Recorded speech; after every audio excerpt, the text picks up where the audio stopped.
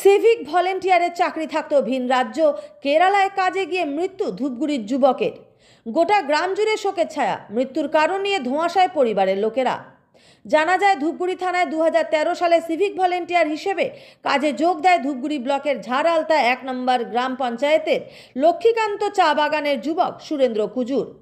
কিন্তু 2023 সালের মার্চ মাসে ধূপগুড়ি থানায় কাউকে কিছু না জানিয়ে হঠাৎ করে সুরেন্দ্র চলে যায় কেরালায়। জানা যায়, বেশি অর্থ উপার্জনের জন্যই সিভিক ভলেন্টিয়ারের চাকরি থাকতেও তাতে না গিয়ে ভিন রাজ্যে কাজে গিয়েছিলেন সুরেন্দ্র। বৃহস্পতিবার হঠাৎ করে বাড়িতে খবর আসে সুরেন্দ্র গুরুতর অসুস্থ অবস্থায় হাসপাতালে ভর্তি। তারপর আকস্মিকভাবে খবর আসে যুবকের মৃত্যু ঘটেছে। রবিবার পরিযায়ী শ্রমিক তথা ধূপগুড়ি থানার সিভিক ভলেন্টিয়ারের মৃতদেহ বাড়িতে এসে পৌঁছতেই কান্নায় ভেঙে পড়লেন পরিবারের লোকেরা। গোটা গ্রাম জুড়ে শোকের ছায়া।